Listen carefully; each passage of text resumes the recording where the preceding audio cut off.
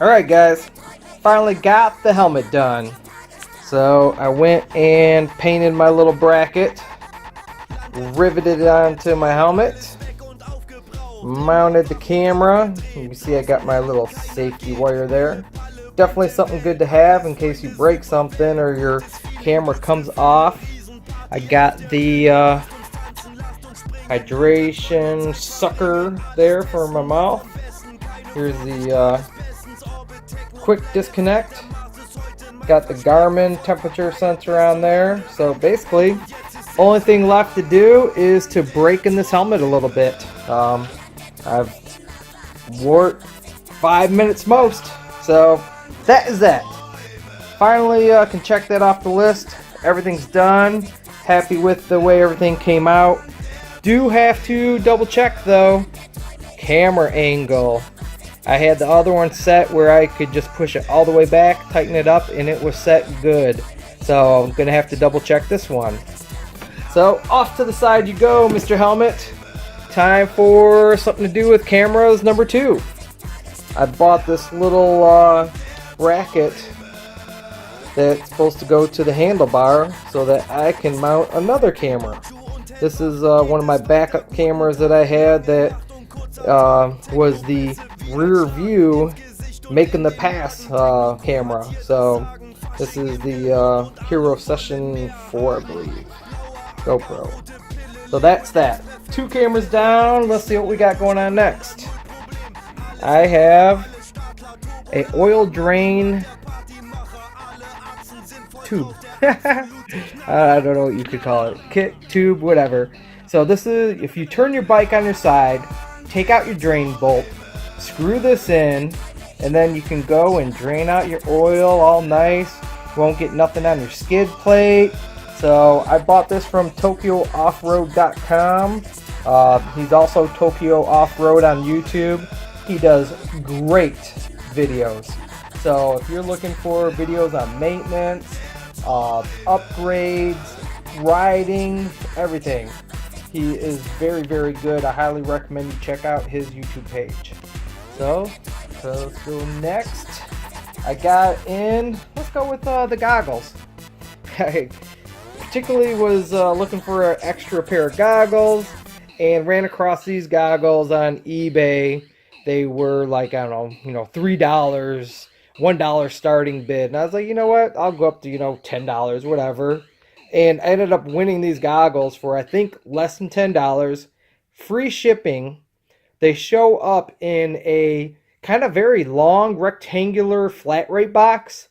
I bet it cost more to ship these out than the guy actually made from selling them. So hopefully he got them for free, because I don't think he made any money at all. Let's go with the Rocky Mountain order now.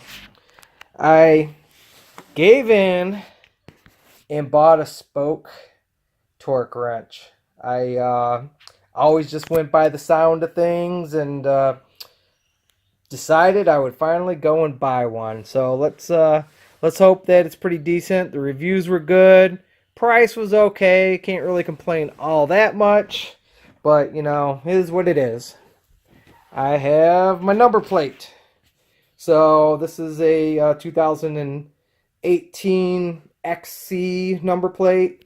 Not positive if I'm going to run it. I probably am.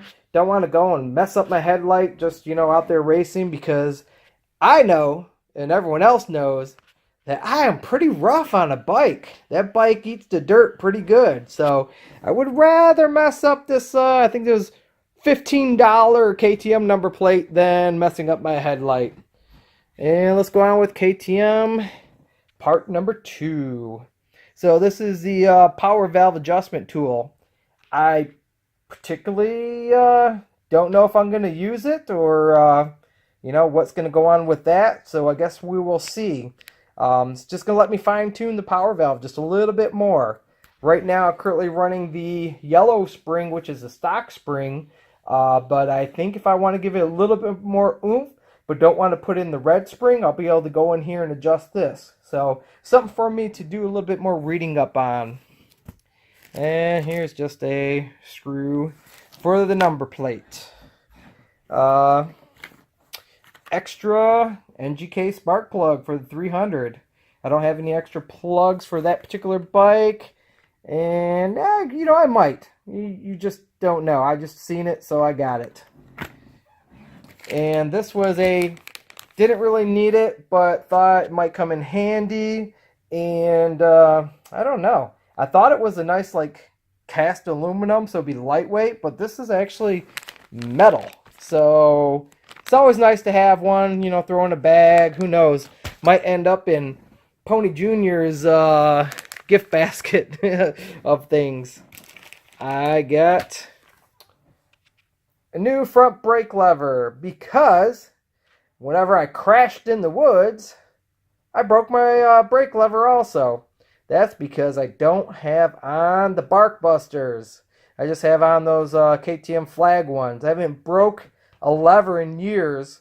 As soon as I go and don't have Bark Busters on and eat the dirt, I end up breaking a lever. So I'll put this one on and then save my other one for a spare. This is the KTM 200 needle. I bent my needle whenever I was doing the top end on my bike. I went and had the needle hanging from the cable, and it went right down into my chain, right in a little groove. I went to scoot the bike up and bent my needle.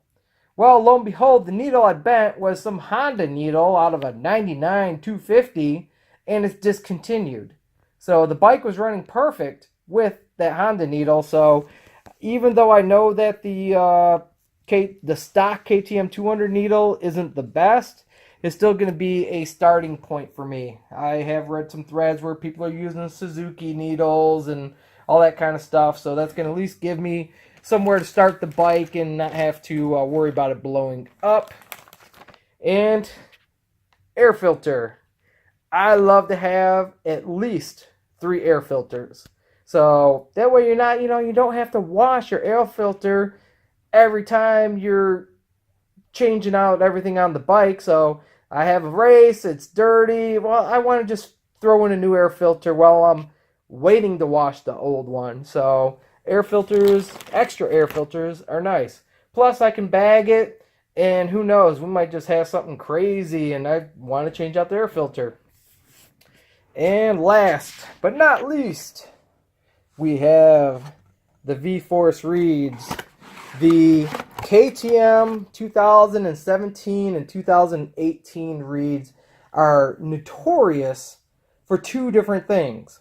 One is either not sealing all the way. I've seen pictures and there's big old gaps in there. Or the actual reed pedals themselves breaking. So even if I did get, if mine were having a problem of not sealing, I could, make some adjustments and sand this and do that to get them to seal. But if I break a reed pedal, I'm definitely going to be stranded somewhere.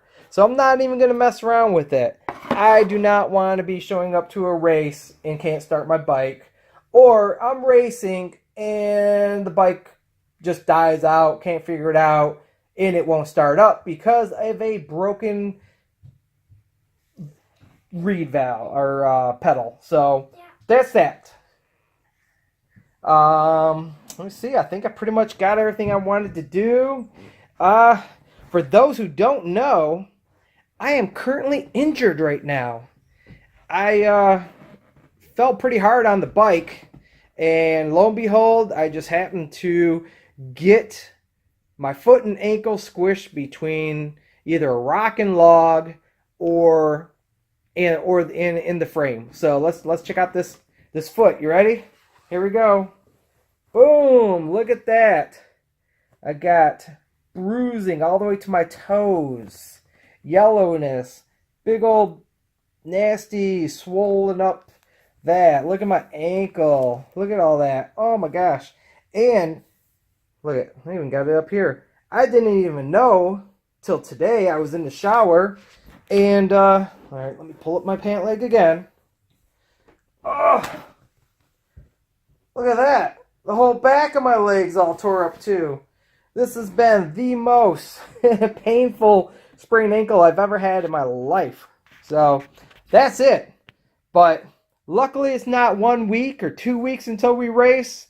We at least have probably about 4 weeks plus. So I'm not going to complain. What's on the agenda? I'm going to go and put in the V-Force reeds.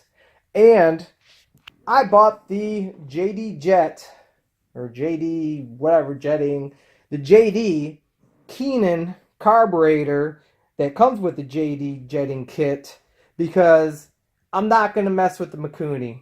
I sat there and read and read and read, and half the people say that they got it to run good with the JD jetting kit, and then other half are saying it ran okay with the JD jetting kit, but then the carburetor would have a mind of its own and they would have to change the jet, and even though it was running perfect the day before, the Electron was supposed to take away a little bit of the bottom end, and the Keenan is what everyone was raving about. So I decided not to waste $80 on a JD jetting kit on the carb that I might not be happy with, and go ahead and get the carburetor with the JD jetting kit straight from the get-go. I'm not going to worry about it. I don't want to have issues, and something like that just drives me crazy. I don't want to be messing with the carburetor all the time. It's a brand new bike. I could kick ATM in the ass for not putting a Keenan on there in the first place. So it is what it is. I got a carburetor hopefully coming this week. Maybe I'll be able to ride next week or two. Got to get with the guys. Boosters asked me if I want to ride this weekend. I can't ride. I don't want to overdo it and end up causing me to take longer to heal. So I'm trying to take it easy. Wait for the carburetor. Oh, I forgot to order my radiator braces. I'm going to go with the Bulletproof Design radiator braces. Yeah, they're a little bit more money, but you know what? It's worth it. I don't mind paying for quality. That's my rant. That's my rave. These are my parts. Pony down and out.